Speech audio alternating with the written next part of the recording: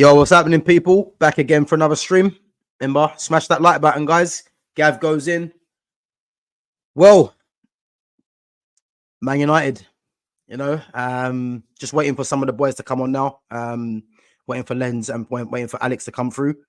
But for me, you know what? I was watching this game and Man United, man, they're a very lucky team in my opinion. Against Southampton. Southampton should be, if I'm honest with you, pissed off because they had a chance through that 18-year-old Tyler Dibling that played, who looks very, very good. He hit the post and obviously won the penalty against Dalot as well. And I think he looked very good, from my opinion. I think for me, I can always tell if a player's good from the first touch, really. There was one shimmy that he done, and he looked like he's got something about him. Big up, Nick. Saver came back on as well, Nick, man. Big up. How you been? But yeah, Nud. Tyler Dibling, man. He looked very good, and I think the way that he won the penalty against Dalot, I think it was quite clever, and you'd probably kind of see someone that's a bit more experienced, sucking in the defender to then win the foul there. But I think Andre Onana, props goes to him. He all good, Nick, man, all good. Props goes to him, man, because he saved Man United. Obviously, Tyler Dibling had the shot where he kind of used the defender to guide it into the far corner. He had that shot, and Onana tipped it, ran the post, and then the penalty he saved from Cameron Archer. I know, obviously, people were saying that Archer had to wait too long, but I still think the penalty was pretty poor anyway. There was not much conviction in there. But yeah, I think Onana more or less, saved the team, and he kind of helped the team to get back to get in the 3 points. Performances throughout the game, for me, standout player for me was Amad Diallo again. For me, I'm a massive fan of Amad Diallo. I think Amad, as I've been saying, he's someone that needs the attack needs to be revolved around him, and I'll tell you why. Because with Amad, he's always looking to create, and United need creative players in this lineup. There's too many players in that lineup that are under Ten Hag that just want to play for themselves, i.e. Bruno Fernandes, Marcus Rashford, Garnacho. Amad's a creator first, and he just has consistent quality that I like, So yeah, man, I'm a massive fan of Amad, and I think with Amad, as long as now I can see that he's going to be staying in the team for the foreseeable. There's not much argument on that front for me in terms of selection of players. I do think Bruno Fernandes is a massive problem, and I'll get into that in a bit. But yeah, I think someone like Amad, he's a top player, man, and it's just good to see now that, and even getting the 90 minutes as well. It's good to see that he got 90 minutes, and I think next game against Barnsley, I think, is in the cup, and I think Amad might actually get rested. I think Anthony, you'll see, come into it, and I think Garnacho will probably start that game as well. So Amad and Rashford getting the rest, which I think will be good for Amad to show that he's now considered as a first team key player now.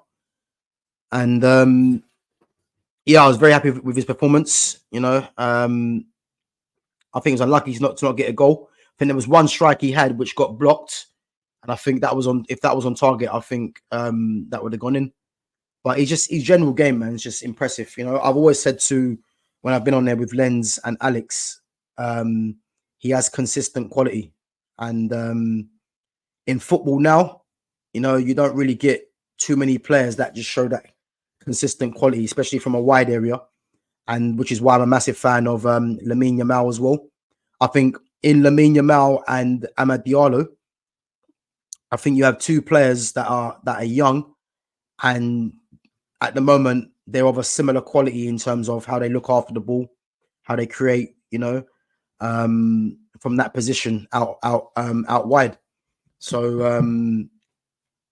yeah, it's been 1 minute. I think Lenz is going to come in a bit, but yeah, Amad Diallo, man, top player, and long may it continue. Who else played well for me? Matthias de Ligt, I thought had a good game. You know, I think obviously there's criticism during the week about his performance for Holland, but for me, I like de Ligt. You know, I think de Ligt is very competitive. You know, on the ball, he isn't the greatest on the ball, but he's still, you know, he's still comfortable, and he still knows what right passes to pick as well, which I'm happy with. And I think him getting his goal as well, which was a big confidence boost for the team in terms of when they missed the when Southampton missed the penalty.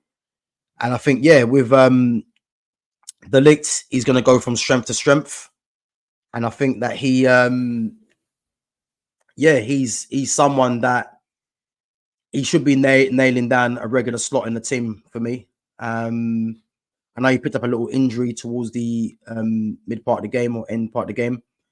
For me, he should be all right still. But yeah, good performance from de Ligt.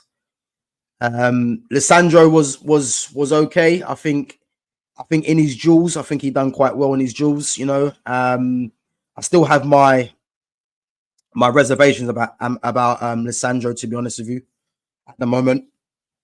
I think especially defending wide areas against better attackers, I think he could be found wanting. You know, he's quite rash. You know, I would like to see a bit more control about Lissandro's game.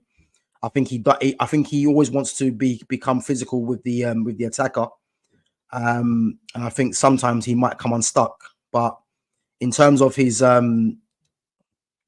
general play, as we know, on the ball, he's decent on the ball, very good on the ball. But again, there'll be tougher tests. Fullbacks, Mazraoui. For me, Mazraoui, what a signing. And I think with Mazraoui as well, I see Mazraoui play a few times. I didn't know Mazraoui was this comfortable on the ball. I thought he was just your standard right back, you know, that could attack and defend. But to be honest with you, he's very consistent from what I've seen so far. You don't see many players getting past him. On the ball, he's very reliable. So yeah, I think someone like Mazraoui can be very happy with his game so far this season. You know, he's been very good. On the other side, Dalot, as we know, Dallow's not a left back. He was given a tough time by 18-year-old Tyler Dibling making his debut. And obviously Dalot gave away the penalty as well. But I think with Dalot, yeah, he's someone that, you know, too much criticism shouldn't really be coming his way for that performance, because he was last season, he was very good, arguably United's best player. And this season he's also been okay as well, even though United have lost 2 games this season so far already. But yeah, I like Dalot, but again, it's going to be interesting to see, because if he sticks at left back, you know, he could get a few more performances like that, because obviously he's not a left back. Right back is obviously more comfortable, so we'll have to wait and see what happens there. But yeah, a bit of a tough game for him. But yeah, we move on. In midfield, Christian Eriksen. I thought Eriksen was decent, to be fair. You know, surprised to see Eriksen in the lineup. Ericsson, obviously, as we know, on the ball, there's no argument.